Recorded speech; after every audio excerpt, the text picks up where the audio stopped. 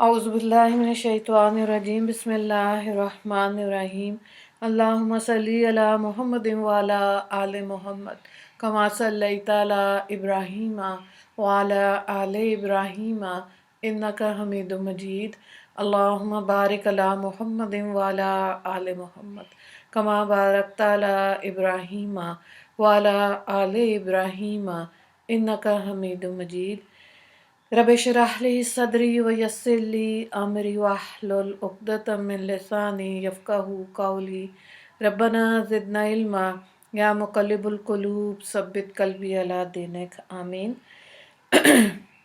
सूरह ताहा और उसका हम रुकू नंबर 2 आज करेंगे। पारा नंबर 16 है, आयत नंबर 25 से देखें।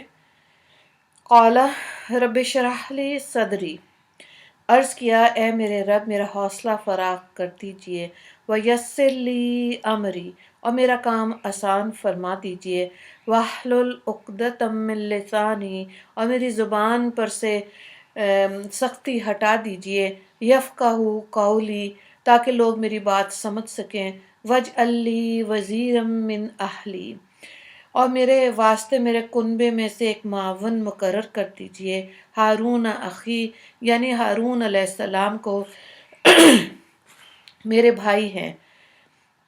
इशदुद बिही अज़ली, उनके ज़रिए से मेरी क़ुव्वत को मुस्तहकम कर दीजिए, व अशरिकहू फ़ी अमरी, और उनको मेरे काम में शरीक कर दीजिए, कई नुसब्बिहका कसीरा, ताकि हम दोनों आपकी कसरत से पाकी बयान करें, व नज़कुरका कसीरा, और आप खूब कसरत से ज़िक्र करें, इन्नका कुन्ता बिना बसीरा, बेशक हम आपको खूब देख रहे हैं।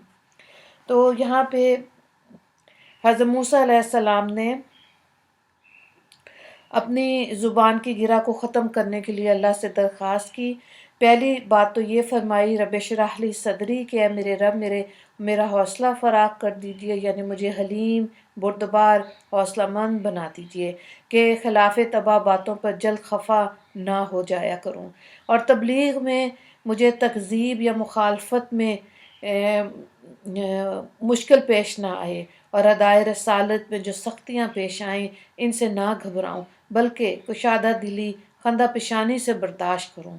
दूसरी बात फरमाई व यस्सिर ली अमरी, अब मेरा काम आसान फरमा दीजिए, यानी ऐसे सामान फराम कर दीजिए कि ये अजीम शान काम आसान हो जाए, कि असबाब कामयाबी जमा और असबाब नाकामी दूर होते जाए। तीसरी बात ये फरमाई वाहलुल उक़दतम मिन लिसानी यफ़क़हू क़ौली, और मेरी ज़ुबान पर से लुकनत को हटा दीजिए, ताकि लोग मेरी बात समझ सकें। हज़रत मूसा अलैहिस्सलाम की ज़ुबान में गिरा पड़ गई थी, जिसकी वजह से साफ बोल ना सकते थे और सुनने वाले को मतलब समझ आने में दुश्वारी होती थी। इसीलिए उन्होंने अपने भाई को अपने साथ मिलाने की अल्लाह से दरख्वास्त की। चौथी बात मूसा अलैहिस्सलाम ने ये फरमाई कि मेरे कुनबे में से मेरा एक मावन मुकर्रर कर दीजिए, मेरे भाई हारून को भी इस तबलीग का एक काम में शरीक फरमा दीजिए, यानी इनको नबी बनाकर मामूर बिल तबलीग कीजिए, कि हम दोनों मिलकर तबलीग करें और मेरे दिल को तकवीयत पहुँचे। तो ये दरख्वास्तें इन आयात में थी। आयत नंबर 36 से लेकर 40 तक देखें। काला कद ऊती सुलक या मूसा, इरशाद हुआ कि तुम्हारी दरख्वास्त मंजूर की गई ए मूसा। वलकद मनन्ना अलैका मर्रतन उखरा, और हम तो एक दफ़ा और भी तुम पर एहसान कर चुके हैं। इज़ औहैना इला उम्मिका मा यूहा, जबकि हमने तुम्हारी माँ को वो बात इल्हाम से बताई जो इल्हाम से बताने की थी। अनिकज़ि फ़ीही फ़ित ताबूती फ़क़ज़ि फ़ीही फ़िल यम्मी फ़लयुल्क़िहिल यम्मा बिस्साहिली यअख़ुज़ुहु अदुव्वुन ली व अदुव्वुन लहु व अलक़ैतु अलैका महब्बतम मिन्नी वलितुस्नअ अला ऐनी। یہ کہ موسیٰ کو ایک صندوق میں رکھو، پھر اس کو دریا میں ڈال دو، پھر اس کو دریا کے کنارے تک لے آؤ کہ ان کو ایک شخص پکڑ لے گا جو میرا بھی دشمن ہے اور ان کا بھی دشمن، اور میں نے تمہارے اوپر اپنی طرف سے ایک اثر محبت ڈال دیا اور تاکہ تم میری نگرانی میں پرورش پاؤ۔ اس تمشی اختک فتقول هل ادلکم علی ما یکفلہ فرجعناک الی امک کی تقر اعینہا ولا تحزن۔ ترجمہ، جبکہ تمہاری بہن چلتی ہوئی آئیں، پھر کہنے لگیں کیا تم لوگوں کو ایسے شخص کا پتہ دوں جو اس کو پالے گا؟ پھر ہم نے تم کو تمہاری ماں کے پاس پہنچا دیا تاکہ ان کی آنکھیں ٹھنڈی ہوں اور ان کو غم نہ رہے۔ تو اب دیکھیں یہاں پہ یہی بتایا جا رہا ہے کہ حضرت موسیٰ علیہ السلام کی والدہ کو جو اللہ تعالیٰ نے الہام دیا تھا کہ بچے کو ایک صندوق میں ڈال کر دریا کے حوالے کر دو، کیونکہ یہ تھا کہ جو وزیر تھا حضرت موسیٰ علیہ السلام کا، اس نے یہ کہا کہ آپ کو جو کوئی بچہ جو ہے وہ لڑکا جو ہے وہ آپ کو قتل کر دے گا۔ تو وزیر کے ہی مشورے پر یہ طے پایا تھا کہ 1 سال لڑکے جو ہیں ادھر پیدا ہوں گے، ان کو قتل کر دیا جائے گا اور اگلے سال نہیں کیا جائے گا۔ تو جس سال بچوں کو قتل ہونا کرنا تھا لڑکوں کو، اس سال حضرت موسیٰ علیہ السلام پیدا ہوئے، اور جس سال قتل نہیں کرنا تھا اس سال حضرت ہارون علیہ السلام پیدا ہوئے۔ تو اللہ تعالیٰ نے جب ان کی والدہ کے دل میں یہ ڈالا تو انہوں نے اللہ کا حکم کو مانا اور بیٹے کو صندوق میں ڈال کے دریا کے حوالے کر دیا۔ فرعون اپنی اہلیہ کے ساتھ وہاں پہ باغ میں پھر رہا تھا دریا کے کنارے، جب صندوق دیکھا تو اس کو پکڑ لیا۔ تو فرعون کی اہلیہ نے کہا کتنا پیارا بچہ ہے، کیوں نہ ہم اس کو پال لیں۔ تو اس طرح محل کے اندر ہی حضرت موسیٰ علیہ السلام کی پرورش ہوئی۔ تو یہاں پر حضرت موسیٰ علیہ السلام کو ایک ایک کر کے وہ احسانات یاد دلائے ہیں جو پیدائش کے وقت سے لے کے اس وقت تک اللہ تعالیٰ نے ان پر کیے۔ ان واقعات کی مزید تفصیل 20ویں پارے سورہ قصص میں بیان ہوئی۔ یہاں صرف یہ اشارتاً بات کی گئی ہے، اور یہ احسانات جو ان آیات میں یاد دلائے گئے وہ تھے جو حضرت موسیٰ علیہ السلام پر بوقت پیدائش اور بچپن میں فرمائے گئے تھے۔ اگلی آیت کو دیکھیں۔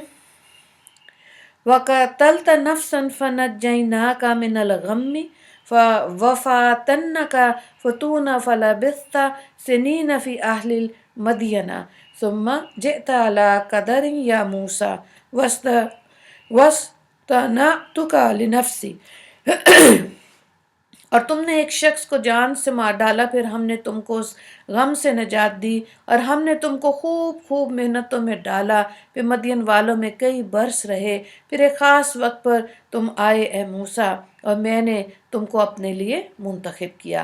اذهب انت واخوك بآیاتی ولا تنیا فی ذکری اذهبا الی فرعون انه طغى فقولا له قولا لینا لعلہ یتذکر او یخشی۔ تم اور تمہارے بھائی دونوں میری نشانیاں لے کر جاؤ اور میری یادگری میں سستی مت کرو۔ دونوں فرعون کے پاس جاؤ، وہ بہت حد سے نکل چکا، پھر اس سے نرمی کے ساتھ بات کرو، شاید وہ نصیحت قبول کر لے۔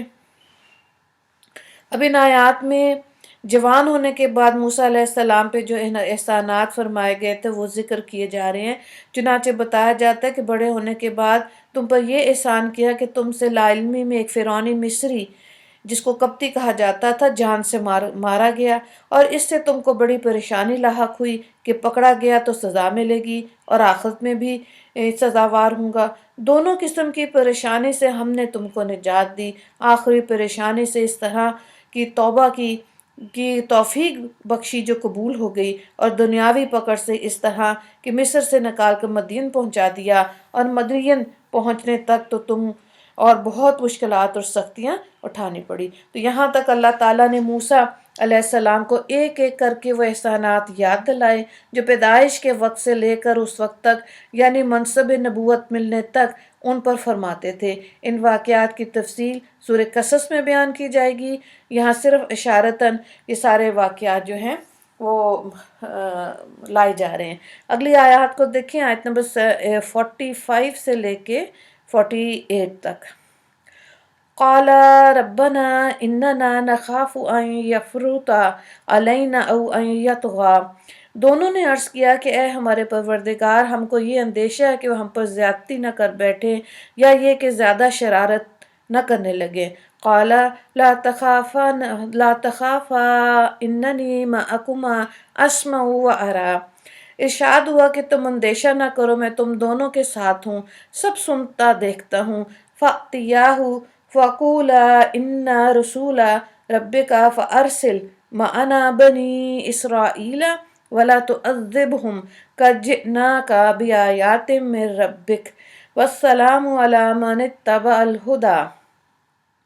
सो तुम उसके पास जाओ और कहो कि हम दोनों तेरे परवरदिगार के बंदे हैं, सो बनी इसराइल को हमारे साथ जाने दे और उनको तकलीफ मत पहुंचा। हम तेरे पास तेरे रब की तरफ से निशान लाए, सो ऐसे शख्स के लिए सलामती है जो राह पर चले। इन्ना कद ऊहिया इलैना अन्नल अज़ाबा अला मन कज़्ज़बा व तवल्ला। हमारे पास ये हुक्म पहुंचा कि अज़ाब उस शख्स पर होगा जो झुटलाए और रूगर्दानी करे। तो हज़रत मूसा अलैहिस्सलाम को फ़िरौन की हालत, उसका जुल्म और ज़्यादती और मालूम थी, इसलिए अपनी बेसरोसामानी और इसकी दबदबे शौकत पर नज़र रखते हुए अंदेशा किया कि फ़िरौन हमारी बात सुनने के लिए आमादा होगा भी या नहीं। चुनांचे अल्लाह ताला ने हज़रत मूसा अलैहिस्सलाम ने अपने भाई की तरफ से इस अंदेशे का जिक्र किया अल्लाह ताला से, जिसका जवाब अल्लाह ताला की तरफ से अता हुआ कि इससे मुतलिक अंदेशा ना करो। जो बातें तुम्हारे और इसके दरमियान होंगी या जो मामलात पेश आएंगे वो सब मैं सुनता और देखता हूँ। मैं इसी वक्त तुमसे जुदा नहीं, किसी वक्त भी मेरी हमायत और नुसरत तुम्हारे साथ है। घबराने और फिक्र करने की ज़रूरत नहीं, तुम्हारी हिफाजत अल्लाह खुद करेगा और इसको मरगूब कर दूंगा। अल्लाह ने कहा जिससे पूरी तबलीग कर सकूं, इसलिए तुम बेखौफ व ख़तर इसके पास जाओ और इससे कहो कि हम दोनों तुम तेरे परवरदिगार के बंदे हैं कि हमको नबी बनाकर भेजा, इसलिए तो हमारी अताअत कर, अकीदे में भी तौहीद की तस्दीक कर, इखलाक वगैरह में भी कि जुल्म वगैरह से बाज आ जा। बनी इसराइल को जिन पर तूने नाहक जुल्म किया, अपने पंजा जुल्म से रहा करके हमारे साथ जाने दे, जहाँ चाहें आज़ादी के साथ रहें। फ़िरौन से यूं भी कहना कि हम जो दावा नबूवत करते हैं तो बेदलील नहीं बल्कि अपनी सदाकत पर खुदाई निशान लेकर आए, यानी मोज़े असा यदा बेज़ा यानी कि जो हाथ बगल में रखते थे हज़रत मूसा अलैहिस्सलाम, वो रोशन हो जाता था, और जो मोज़ा था असा का, यानी कि वो असा जो था वो सांप या अज़हा भी बन जाता था।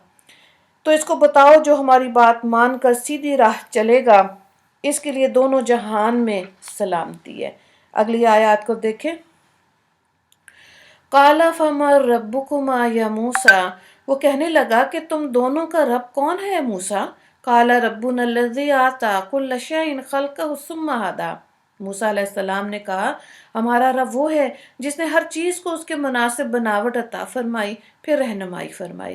काला फमा बालुल कुरूनिल ऊला। फ़िरौन ने कहा कि अच्छा तो पहले लोगों का क्या हाल हुआ। काला इल्मुहा इंदा रब्बी फ़ी किताबिन ला युज़िल्लु रब्बी वला यंसा। मूसा ने फरमाया कि इन लोगों का इल्म मेरे परवरदिगार के पास है, मेरा रब ना गलती करता है और ना भूलता है। तो यहाँ पे हज़रत मूसा अलैहिस्सलाम ने फ़िरौन के सामने अल्लाह रब्बुल इज़्ज़त का तारुफ ऐसे कराया कि यानी वो हमारा रब है जिसने हर शय को इसके मुनासिब वजूद अता किया और इसको इसकी ख़ास सूरत और ख़ास शक्ल दी जो इसके लायक और मुनासिब थी, और फिर وجود عطا کرنے کے بعد ہر شے کو اس کے اسباب بقا کی طرف رہنمائی کی، تو غور کیجئے کہ ہر چیز پیدا ہوتے ہی اپنی بقا کا ذریعہ ڈھونڈنے لگتی ہے۔ اگلی آیات کو دیکھیں، 2 آیات پہ رکوع نمبر 2 جو ہے وہ مکمل ہو رہا ہے۔ الذی جعل لکم الارض مہدا وسلک لکم فیہا سبلا وانزل من السماء ماء فاخرجنا به ازواجا من نبات شتى کلوا وارعوا انعامکم ان فی ذلک لآیات لأولی النہی۔ وہ ایسا ہے جس نے تم لوگوں کے لیے زمین کو فرش بنایا اور اس میں تمہارے واسطے راستے بنائے اور آسمان سے پانی برسایا، پھر ہم نے اس کے ذریعے سے مختلف اقسام کے نباتات پیدا کیے، خود بھی کھاؤ اور اپنے مویشیوں کو بھی دو۔ ان سب چیزوں میں اہل عقل کے واسطے قدرت الہیہ کی نشانیاں ہیں۔ تو یہاں حضرت موسیٰ علیہ السلام اور فرعون کے مکالمے کو روک کر اللہ تعالیٰ نے اپنی شان الوہیت ربوبیت کی کچھ تفصیل یہاں بیان کی۔ آیات میں حضرت موسیٰ علیہ السلام کا قول نقل کر کے اب اللہ تعالیٰ بطور جملہ معتذرہ کے براہ راست نوع انسانی سے خطاب فرماتے ہیں کہ تمہارا رب وہ ہے جس نے تمہارے لیے زمین کو مثل فرش کے بنایا، تم اس پر آرام کر سکو اور مزے کے ساتھ اس پر چل پھر سکو۔ تو اللہ تعالیٰ نے یہ نعمتوں کا ذکر یہاں پر کیا، اور اس رکوع میں 3 سوالات ہیں۔ حضرت موسیٰ علیہ السلام نے اپنی زبان کی گرہ کو ختم کرنے کے لیے کیا درخواست کی؟ آیت نمبر 25 سے 28۔ دوسرا سوال ہے، حضرت موسیٰ نے شیر خوارگی میں کس کا دودھ پیا؟ تیسرا سوال ہے، حضرت موسیٰ علیہ السلام نے اپنے رب کا تعارف فرعون کے سامنے کیسے کرایا؟ آیت نمبر 50۔ دعا کر لیتے ہیں۔ یا اللہ، تیرا لاکھ لاکھ شکر و احسان کہ جس نے ہم کو اپنے بندوں میں شامل فرمایا کہ جو اس کی ربوبیت اور الوہیت کے مقرر ہیں۔ اے اللہ، ہم کو اس توحید پر قائم رکھنا، اسی پر ہمیں موت دینا۔ یا اللہ، ہمارے عقیدہ عالم آخرت کو ایسا مضبوط بنا دیں کہ ہم ہر حال میں آخرت کی جزا سزا کو پیش نظر رکھیں اور ہر طرح کی نافرمانی سے رک جائیں اور آپ کی اطاعت اور فرمان برداری میں لگ جائیں۔ یا اللہ، ہمارے لیے آسانیاں عطا فرما اور اپنے محبوب اور مقبول بندوں میں ہمیں شامل فرما۔ جو رحمت اور احسان کا معاملہ آپ ان پہ فرماتے ہیں، اللہ اس میں سے ہمیں بھی عطا فرما دیجئے۔ نیکی کرنے کی توفیق ہمارے لیے آسان فرما۔ یا اللہ، آپ اپنے بندوں کی درخواست اور دعائیں سننے والے ہیں، ہماری دعاؤں کو بھی شرف قبولیت بخشیں، ہماری درخواستوں کو بھی منظور فرما لیجئے۔ یا اللہ، اپنے اس قدرت سے دشمن سے دوست کا کام لے لیتے ہیں میرے مالک، اپنی رحمت سے ہمارے تمام دین و دنیا کے کاموں کو درست فرما دیجئے، جس میں ہماری صلاح و فلاح کی صورتیں غیب سے آپ پوری کر دیجئے۔ وآخر دعوانا ان الحمد للہ رب العالمین۔ اللہم اغفر لی مسلمین والمسلمات والمومنین والمومنات۔ السلام علیکم ورحمۃ اللہ وبرکاتہ۔